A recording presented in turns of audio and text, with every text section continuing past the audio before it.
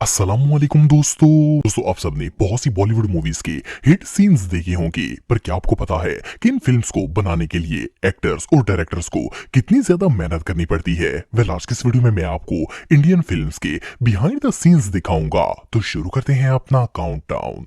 Tiger जिंदा है दोस्तों, टाइगर जिंदा है सलमान खान की करियर की सबसे ज्यादा कमाई करने वाली मूवी मानी जाती है। ये 2017 में रिलीज हुई थी और इस मूवी ने वर्ल्ड वाइड 565 करोड़ रुपए का बिजनेस किया था। वैसे तो इस फिल्म की स्टोरी शुरू से लेके एंड तक किसी एडवेंचर से कम नहीं थी, लेकिन इसमें कुछ सीन्स ऐसे हैं जिन्हें बनाने के लिए काफी ज्यादा मेहनत की गई थी। मिसाल के तौर पर फिल्म के स्टार्ट में जो सीन दिखाया जाता है वो इराक की एक शहर की लोकेशन होती है, लेकिन आपको जानकर हैरानगी होगी कि वो सीन इराक में नहीं बल्कि दुबई में रिकॉर्ड किया गया था। असल में इराक में सिक्योरिटी के लिहाज से काफी खतरा था, इसलिए वहां शूटिंग पॉसिबल नहीं थी। सो डायरेक्टर्स ने दुबई के अंदर ही एक ऐसा शहर बना दिया जो सेम इराक जैसा लगता था। हालांकि ये सब वीएफएक्स की मदद से भी किया जा सकता था, लेकिन फिल्म मेकर्स हर चीज को रियलिस्टिक दिखाना चाहते थे, इसलिए इन्होंने वीएफएक्स ऐड नहीं किया। मजे की बात यह है कि इस फेक शहर का सेटअप इतना ह्यूज था कि इसे देखकर कोई अंदाजा भी नहीं लगा सकता कि ये सब कुछ नकली है। इसके अलावा मूवी के एक सीन में सलमान खान अपने बेटे के साथ बर्फीले जंगल में लकड़ियां काट रहे हैं कि अचानक वहां भेड़िए आ जाते हैं। वेल, इस सीन की शूटिंग ऑस्ट्रिया में की गई थी और उस वक्त वहां का टेम्परेचर -20 था। 25 दिन तक सलमान खान ने लगातार शदीद सर्दी में शूटिंग की और इवन सर्दी की वजह से इन्हें बुखार भी हो गया था। लेकिन इससे भी शॉकिंग बात यह है कि सीन में जो भेड़िए दिखाए गए हैं वो सीजीआई नहीं बल्कि बिल्कुल रियल हैं। वैसे तो ये ट्रेंड वोल्व्स थे, लेकिन फिर भी ये इतने खौफनाक थे कि इन्हें देखकर किसी की भी होश उड़ सकते हैं। इन भेड़ियों का एंग्री शॉट लेने के लिए फिल्म मेकर्स पहले इनके आगे गोश्त का टुकड़ा फेंकते, फिर इन्हें खाने नहीं दिया जाता था, जिससे वो गुस्से में आ जाते और खाने के पीछे भागना स्टार्ट कर देते और इसी दौरान रिकॉर्डिंग कर ली जाती थी। मोरओवर इस फिल्म में स्कीइंग के जितने भी सीन्स दिखाए गए हैं इन्हें किसी स्टंटमैन ने नहीं बल्कि सलमान खान ने खुद परफॉर्म किया है। इवन इस फिल्म में इन्होंने हॉर्स राइडिंग और घोड़े पर चढ़कर फाइटिंग के सीन भी खुद किए हैं। यहाँ तक कि बहुत से फाइटिंग सीन्स ऐसे थे जिनकी शूटिंग के दौरान सलमान खान को काफी चोटें भी आई थी, लेकिन फिर भी इन्होंने सारे स्टंट्स खुद परफॉर्म किए। एनीवे, सलमान खान ने मूवी बनाने के लिए जितनी मेहनत की थी इसका रिजल्ट भी कमाल का था। रोबोट 2.0 दोस्तों, रोबोट 2.0 को इंडियन सिनेमा की सबसे एक्सपेंसिव मूवी करार दिया जाता है। वैसे तो इस मूवी के ज्यादातर सीन्स को सीजीआई की मदद से बनाया गया था, लेकिन फिर भी इन्हें बनाने के लिए बहुत ज्यादा मेहनत की गई थी। आपको जानकर हैरानगी होगी कि इस फिल्म के लिए 1300 से भी ज्यादा विजुअल इफेक्ट आर्टिस्ट को हायर किया गया था। इस पूरी मूवी को पहले 3D में बनाया गया, जबकि रियल शूटिंग बाद में की गई थी। इस फिल्म का सबसे यूनिक कैरेक्टर अक्षय कुमार थे, जिन्होंने मूवी के अंदर एक नहीं बल्कि 3 रोल प्ले किए थे। वेल, इसमें अक्षय को गेटअप देने के लिए काफी ज्यादा मेहनत की गई थी। अक्षय के लिए सबसे हार्ड टास्क ये था कि इन्हें इस गेटअप में आने के लिए 40 दिनों तक डेली 6 से 8 घंटे अपना मेकओवर करवाना पड़ता था। सिर्फ इतना ही नहीं बल्कि मेकओवर स्टार्ट होने से लेकर शूटिंग एंड होने तक वो कुछ खा पी भी नहीं सकते थे, क्योंकि ऐसा करने से इनकी लुक खराब होने का खतरा था। इन्हें बर्ड लुक देने के लिए प्लास्टर ऑफ पेरिस से बनाया हुआ मास्क पहनाया जाता था, और सिर्फ इतना ही नहीं बल्कि इस मेकअप को उतारने के लिए भी 2 घंटे लग जाते थे। इस पर हैंड पेंटिंग की गई थी, इसलिए इसके खराब होने का खतरा होता था। इसके अलावा अगर अक्षय के परों वाले सीन्स की बात की जाए तो इनके पास परों जैसी कोई चीज नहीं थी, बल्कि इन्हें ग्रीन स्क्रीन के जरिए बॉडी पर लगाया गया था।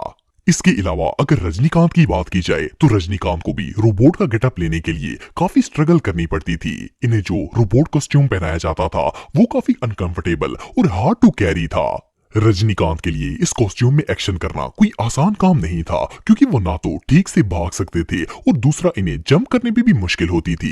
मोरओवर इस मूवी के मोस्टली सीन्स सीजीआई की मदद से बनाए गए थे, लेकिन ये इतने रियलिस्टिक थे कि इन्हें देखकर कोई अंदाजा भी नहीं लगा सकता था कि ये एडिटेड हैं। मिसाल के तौर पर गाड़ियों का ब्लास्ट होना, फिल्म के स्टार्ट में लोगों के हाथों से फोन का उड़ना और मोबाइल से भरे हुए ट्रक का उलटना, ये सब सीन्स कमाल के थे। बहरहाल जो भी हो, ये मूवी वाकई में इनक्रेडिबल थी।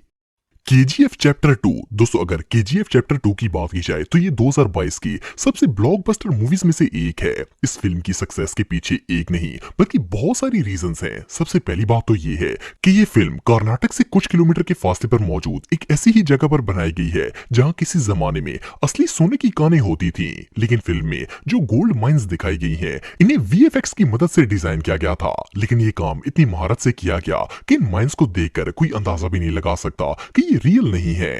इसके बाद इन माइंस में काम करने के लिए 800 से ज्यादा वर्कर्स को हायर किया गया, जहां बाकी फिल्म्स में डायरेक्टर चंद लोगों को कॉपी पेस्ट करके काम चला लेते हैं, वहां केजीएफ के डायरेक्टर्स ने एक साथ ही 800 बंदे हायर कर लिए। इसके अलावा इस पूरी फिल्म में 150 से भी ज्यादा कैमरों का इस्तेमाल किया गया। खासतौर पर फाइट सीन्स को शूट करते वक्त बहुत ज्यादा कैमरे यूज किए जाते ताकि हर एंगल से फाइट सीन रिकॉर्ड हो सके। अगर फिल्म के कैरेक्टर्स की बात की जाए तो इसमें संजय दत्त ने अधीरा का रोल प्ले किया था।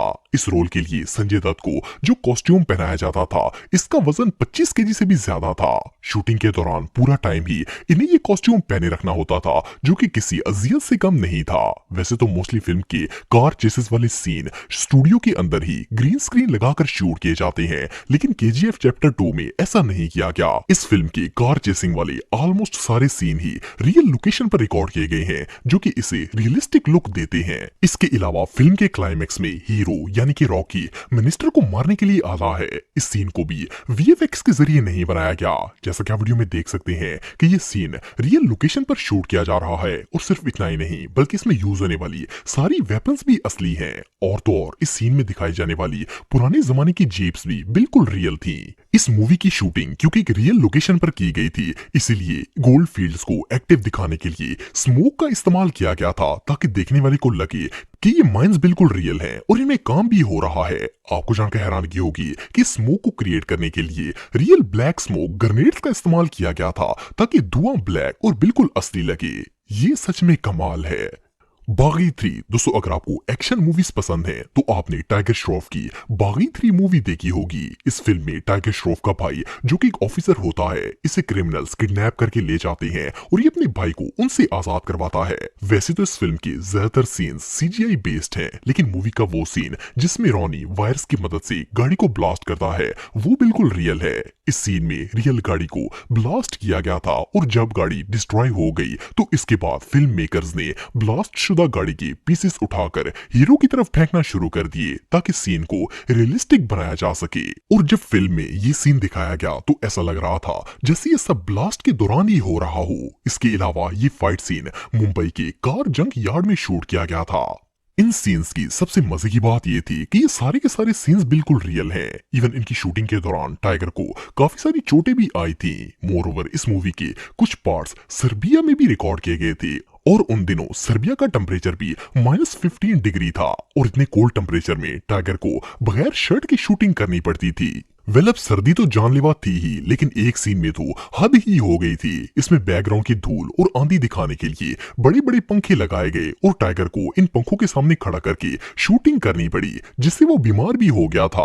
आपको जानकर हैरानगी होगी कि इस मूवी में जितने भी टैंक्स वाले सीन दिखाए गए हैं वो सारे टैंक्स कोई डमीज नहीं बल्कि रियल आर्मी टैंक्स थे, लेकिन इन सीन्स को आर्मी सोल्जर की सुपरविजन के अंदर बहुत एहतियात से यूज किया गया था। इसके अलावा टैंक वाली जगह पर शूटिंग के दौरान टाइगर को एक सीन में टैंक के नीचे से गुजारा जाता है। इस सीन को रिकॉर्ड करते वक्त टाइगर ने शर्ट तक नहीं पहनी होती, जिसकी वजह से इसकी बैक पर काफी सारी चोटें भी आ गई थी। सिर्फ इतना ही नहीं बल्कि सीन में हीरो पर हेलीकॉप्टर से जितने भी ब्लास्ट किए गए वो भी रियल थे, और ये एक्सप्लोजन इतने शदीद थे कि अगर टाइगर को एक भी लग जाता तो इसकी जान को भी खतरा हो सकता था।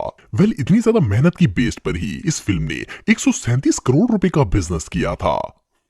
दिलवाले। दोस्तों आप में से बहुत से लोगों ने शाहरुख खान की मूवी दिलवाले जरूर देखी होगी। इस फिल्म में कॉमेडी और एक्शन दोनों ही पीक पर था, लेकिन इन सीन्स का सबसे इंटरेस्टिंग फैक्ट ये था कि इस मूवी के मोस्टली एक्शन सीन्स बिल्कुल रियल हैं और इनमें जरा भी एडिटिंग नहीं की गई। खासतौर पर अगर कार के स्टंट सीन्स की बात की जाए तो इसके लिए फिल्म के डायरेक्टर रोहित शेट्टी ने बल्गेरिया और अफ्रीका से प्रो लेवल के स्टंट्समैन हायर किए थे, ताकि वो उन सीन्स में जान डाल सकें। सिर्फ एक या दो ऐसे सीन्स होंगे जिनमें आपको शाहरुख खान कार में बैठे हुए नजर आएंगे क्योंकि रियल में इनकी जगह स्टंटमैन ने परफॉर्म किया था। इवन इन सीन्स में जो कार्स पर फायरिंग हो रही है और जो भी ब्लास्ट दिखाए जा रहे हैं वो सारे के सारे रियल में थे। आप बिलीव नहीं करेंगे कि ये सीन्स इतने खतरनाक थे कि शूटिंग स्पॉट पर एम्बुलेंस और फायर ब्रिगेड को भी हायर किया गया था ताकि अगर कोई हादसा हो जाए तो लोगों को बचाया जा सके।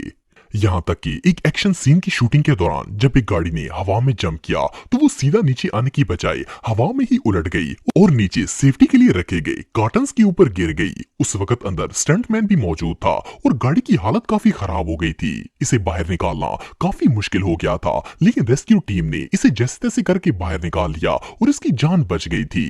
इवन इस फिल्म की फाइटिंग के दौरान शाहरुख खान ने एक गुंडे के सर पर इतना जोर से मार दिया था कि चोट सीधा इसके दिमाग पर लग गई थी और वो बेचारा 1.5 साल तक एक्टिंग नहीं कर सका था।